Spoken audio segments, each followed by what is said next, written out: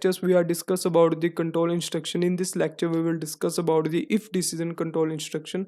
First question is, what is if decision control instruction? If decision control instruction is an instruction which is used to control the decisions. For example, अगर मेरे अच्छे marks आए तो मुझे bike मिलेगी, otherwise नहीं मिलेगी। तो इसके अंदर एक कंडीशन है। कंडीशन क्या है कि अगर मेरे अच्छे मार्क्स आए तो मुझे बाइक मिलेगी। और बाइक मिलेगी क्या है, एक स्टेटमेंट है जो एग्जीक्यूट तभी होएगी जब मेरी कंडीशन ट्रू होएगी। अगर मेरे अच्छे मार्क्स आएंगे तभी मेरे को बाइक मिलेगी।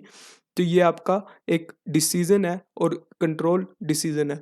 तो इसी तरह सी लैंग्वेज के अंदर हमारे पास इफ़ का यूज़ होता है। इफ़ जो यूज़ होता है वो हमारे पास किसी भी लाइंस को स्किप करने के लिए यूजफुल होता है। तो if decision control instruction is use to skip the statements और the instructions written in main function.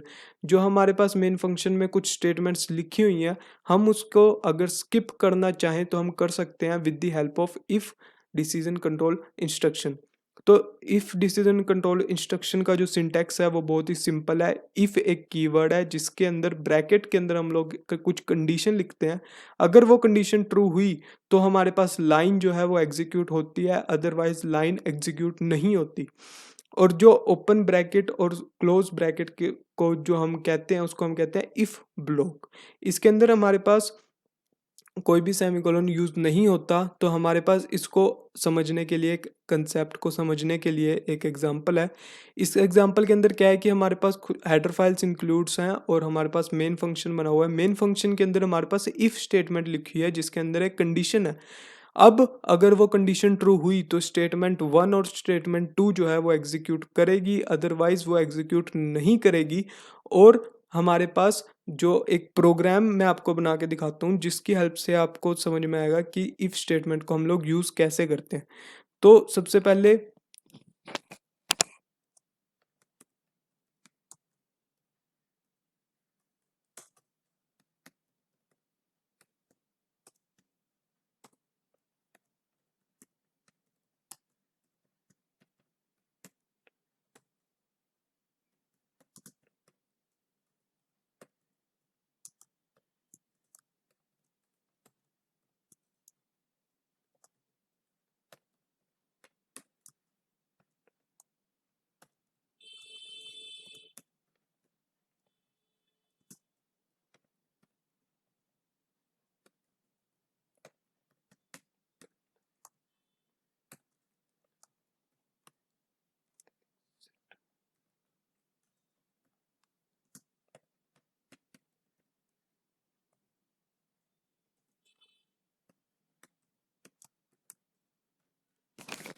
तो ये हमारे पास एक प्रोग्राम बन के तैयार हो चुका है। इस प्रोग्राम के अंदर हमारे पास दो लाइंस हैं, हेलो वर्ल्ड और एग्जिट प्रोग्राम।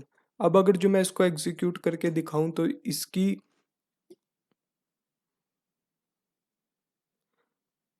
आउटपुट आएगी आपके पास हेलो वर्ल्ड और exit program line by line.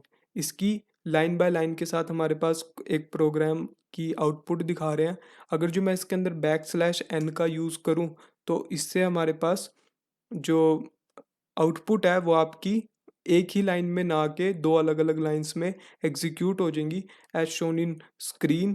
और अगर अब मैं इसके अंदर इफ स्टेटमेंट का यूज करता हूँ, इफ मैंने कीवर्ड लिखा और इसके अंदर मैंने लिखी एक कंडीशन। कंडीशन क्या लिखी, 2 इज ग्रेटर देन 1। अब ये जो कंडीशन है ये आपकी यूनिवर्सल ट्रुथ है कि 2 जो है वो बड़ा होता है 1 से। तो इसका मतलब क्या है कि अगर कंडीशन ट्रू हुई तो जो ब्रैकेट के अंदर की जितनी भी स्टेटमेंट्स हैं वो आपके एग्जीक्यूट होंगी। तो इसका मतलब ये है कि अगर जो मैं इसको एग्जीक्यूट करूं तो एग्जिट प्रोग्राम भी हमारे पास आना चाहिए। तो ऐसा ही है, एग्जिट प्रोग्राम हमारे पास आ गया। पर अगर मैं इसके अंदर थोड़ा सा चेंज कर दूं और इसको 2 की जगह, इसको मैं ग्रेटर की जगह लेस देन कर दूं, यानी कि 2 छोटा है 1 से और ये आपका यूनिवर्सल फॉल्स है, तो इसका जो है आपका प्रोग्राम चेंज हो जाएगा और इसकी सिर्फ हेलो वर्ल्ड ही आएगा।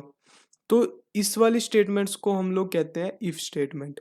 इफ क्या है, जो डिसीजन को कंट्रोल कर रहा है। इफ जो है हमारे पास और भी बहुत जगह काम आता है। फॉर एग्जांपल यहाँ पे एक प्रोग्राम बनाया हुआ है, इसके अंदर मैंने क्या किया, हेलो वर्ल्ड है और एक हमने एक एंटर करना है नंबर, और वो जो नंबर है वो आपका एक्स में स्टोर हो जाएगा।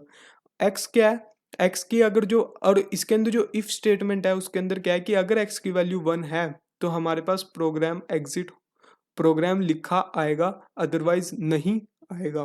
तो अगर जो मैं इसको एग्जीक्यूट करूं, तो एग्जीक्यूट करने के बाद हमारे पास क्या आएगा कि अगर जो हमारे पास हेलो वर्ल्ड आ गया, एंटर अ नंबर, मैं अगर जो इसके अंदर 1 लिखूं तो एग्जिट प्रोग्राम लिखा आएगा, अदरवाइज नहीं आएगा। तो ये हमारे पास कुछ प्रोग्राम्स होते हैं जो इफ़ के अंदर बनते हैं। और